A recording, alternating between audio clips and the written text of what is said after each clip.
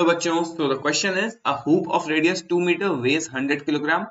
It rolls along a horizontal floor so that its center of mass has a speed of 20 centimeter per second. How much work has to be done to stop it? तो हमारे पास एक hoop है, यानी कि एक ring है, और ये रिंग का जो सेंटर ऑफ मास है, इसकी स्पीड 20 सेंटीमीटर पर सेकेंड है, और ये रोल करता हुआ जा रहा है एक हॉरिजॉन्टल सरफेस पे। अब हम इसको रोकने की कोशिश कर रहे हैं, तो रोकने के लिए हमें कितना वर्क डन करना पड़ेगा वो हमें बताना है। तो जितना हमें उतना ही वर्क डन करना पड़ेगा जितना कि इस हुप की एनर्जी होगी, और वो सारी की सारी एनर्जी इसके काइनेटिक एनर्जी से एसोसिएटेड होगी। तो हम बेसिकली इसकी काइनेटिक एनर्जी कैलकुलेट कर लेंगे, और जितनी काइनेटिक एनर्जी आएगी उतना ही हमें इसके अगेंस्ट वर्क करना पड़ेगा इसको रोकने के लिए। तो यानी कि work done will be equal to kinetic energy of the hoop.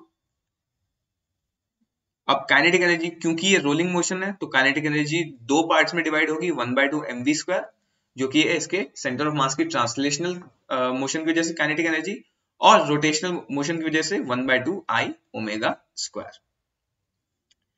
यहां से बन जाएगा ये 1/2 mv² प्लस 1/2, और I हमारा मोमेंट ऑफ इनर्शिया होता है, मोमेंट ऑफ इनर्शिया हुक का हो जाएगा mr², और ओमेगा हो जाएगा v/r, तो v/r², यहां से बन जाएगा 1/2 mv² plus 1/2 mv² is equal to mv²।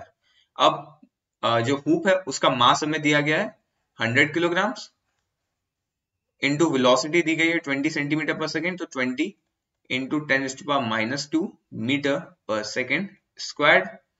यहां से हमारे पास वर्क डन आ जाएगा 4 जूल्स।